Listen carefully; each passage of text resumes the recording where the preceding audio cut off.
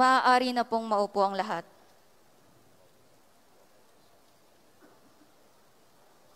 Lubhang kagalang-galang Teodoro Bacani, Obispo Emerito ng Novaliches. Lubhang kagalang-galang Antonio Tobias, Obispo Emerito ng Novaliches. Reverendo Padre Rufino Sescon Jr., ang butihing kura paroko at rektor ng Basilica Menor ng Jesus Nazareno sa Quiapo, mga paring nakikipagdiwang, Honorable Mayor Hani Lacuna Pangan, Honorable Congressman Joel Chua, other government officials, mga diakono, mga seminarista, mga reliyoso at reliyosa, mga minamahal kong kapatid kay Kristo at kapwa deboto ng mahal na pong Jesus Nazareno. Viva Jesus Nazareno!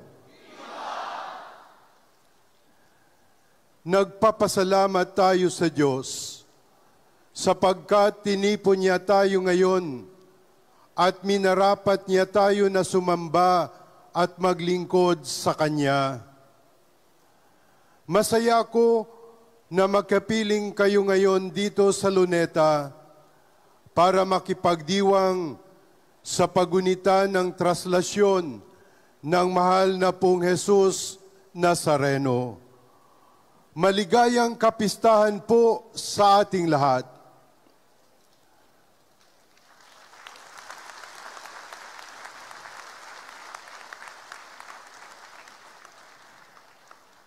At salamat sa mahal na pong Jesus Nazareno, sapagkat matapos ang 4 na taon ng pagliban, ay may sasagawan na muli natin ngayong taon ang prosesyon ng kanyang traslasyon.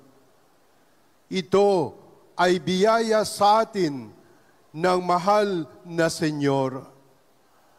Kaya't bilang pasasalamat sa pagpuprosesyon, isagawa natin ito ng mataimtim, marubdob at mapagmahal. Ibig naming makita si Jesus. Juan 12:21. Ito ang sigaw ng mga puso natin ngayon. Ibig nating lahat na makita si Jesus. Pagnilayan natin ang 3 aral. Makita si Jesus. Makita ni Jesus. At maipakita si Jesus. Una ay makita si Jesus.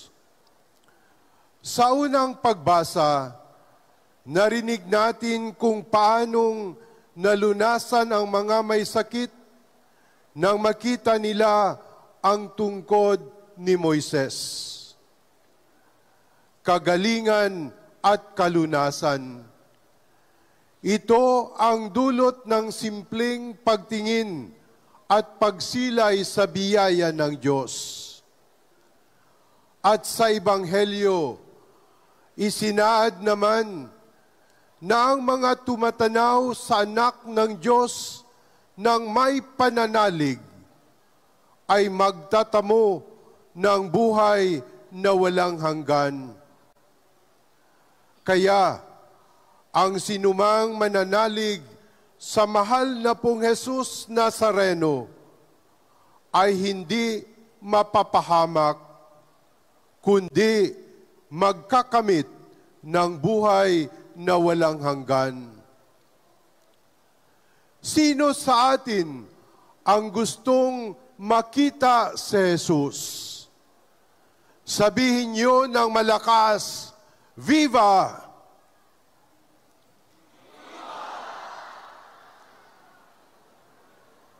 Sino sa atin ang gustong magkamit ng buhay na walang hanggan? Ulit, sabihin niyo ng malakas, Viva! Ito rin ang gusto para sa atin ng mahal na pong Jesus Nazareno. Gusto niyang makita natin siya, kaya't manalig tayo sa Kanya. Palakpakan natin ang mahal na Senyor.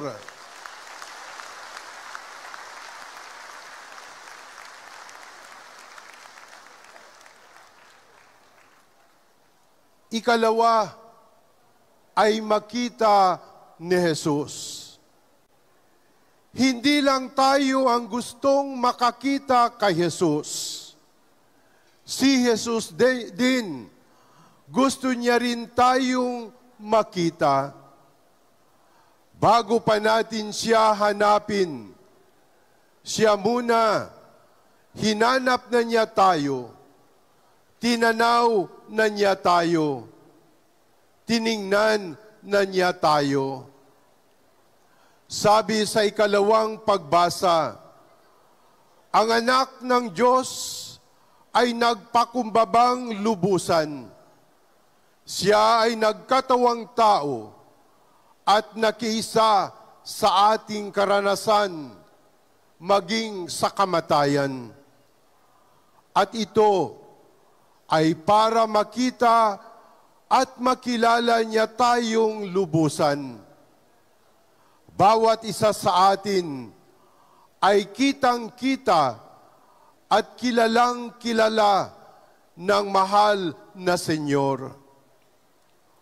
Walang karanasan ng tao na hindi nakikita at nauunawaan ng Pong Jesus Nazareno. Nakikita niya ang pagtitiis ng mga may sakit. Nakikita niya ang pagod ng mga manggagawa. Nakikita niya ang pagsisikap ng mga mahihirap. Nakikita niya ang sakripisyo ng mga tapat na lider at lingkod ng bayan. Nakikita niya ang pangungulila ng mga OFW at mga pag-aalala nila para sa mga mahal nila sa buhay. Nakikilala niya ang ginaw ng mga walang masuot at walang masilungan. Nakikilala niya ang kalam ng sikmura ng mga nagugutom at nauuhaw. Nakikita niya ang pagsisisi ng isang makasalanan. Nakikita niya ang mga pagsisikap ng bawat isa sa atin, ang mga pangarap ng mga bata, at ang tiyaga ng mga matatanda. Nakikita niya tayo at nararamdaman. Nauunawaan niya ang anumang pinagdaraanan natin. And when Jesus sees through us, He sees us through. Kapag nakita tayo ni Jesus, tatangkilikin niya tayo, tutulungan niya tayo, sasamahan niya tayo, at bibiyayaan niya tayo. Kapatid, nakikita ka ng mahal na Senyor. Nakikita ka ni Jesus. Harapin mo ngayon ang katabi mo at sabihin mo sa kanya, kapatid, sabihin niyo ng mas malakas, kapatid, nakikita ka ni Jesus. Sabihin niyo ng mas malakas, nakikita ka ni Jesus. Palakpakan natin ulit ang mahal na Senyor.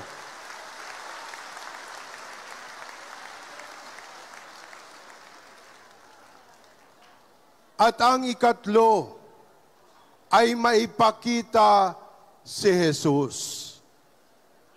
Kapag nakita natin si Jesus at kapag nakita tayo ni Jesus, hindi natin maiiwasan na gustuhin din natin na maipakita si Jesus, na maging instrumento para mas makita pa ng iba si Jesus.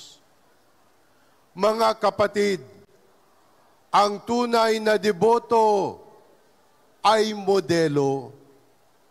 Makikita sa buhay niya ang mismong buhay ni Jesus. Ang deboto ay modelo ng pananalig sa Ama at pagmamalasakit sa kapwa. Sa bahay man o sa trabaho, sa simbahan man o sa kalsada, dala-dala ng deboto sa puso niya ang pagkikita nila ni Jesus. Nasa kalooban ng deboto ang masintang pagtitinginan nila ni Jesus. Kaya't lagi niyang ipapakita si Jesus. Mamaya sa prosesyon ng traslasyon, ipakita natin si Jesus sa isa't isa. Sa paghatak natin ng lubid, ipakita natin si Jesus na humahango sa atin at umaayos sa mga buhol na mga problema natin. Sa pagsalya natin sa likod ng andas, ipakita natin si Jesus na tumutulak sa atin upang makausad tayo sa pagbabagong buhay. Sa pagtukod natin sa galaw ng prosesyon, ipakita natin si Jesus na nagliligtas sa atin upang hindi tayo mahulog sa kamalian at kapahamakan. Sa pagtimon natin sa galaw ng andas, ipakita natin si Jesus na gumagabay sa atin sa tamang landas. Sa pagpasan natin ng mga pingga, ipakita natin si Jesus na bumubuhat sa mga kalooban natin sa tuwing pinanghihinaan tayo ng loob. Sa pagpuprosesyon mamaya, ipakita natin si Jesus na inaakay tayo sa pagbabagong buhay. Katulad ng ginagawa natin tuwing traslasyon, magtulungan tayo upang lahat tayo ay makakita sa mahal na Senyor at makaranas sa pagmamahal ng mahal na Senyor. Ngayon, harapin mo ulit ang katabi mo. Sabihin mo sa kanya, kapatid, ipapakita ko sa iyo si Jesus.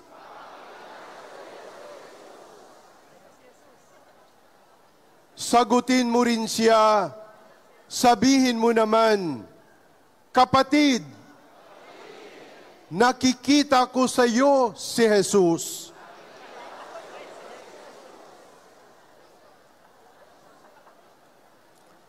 Mga kapatid na deboto, ito ang ipagdasal natin ngayong traslasyon ng mahal na pong Jesus Nazareno. Na makita si Jesus, na makita ni Jesus at na maipakita si Jesus. Idulot nawa ito sa atin ng mahal na Senyor. O pong Jesus Nazareno na aming mahal, lagi mo po kaming kaawaan. Amen.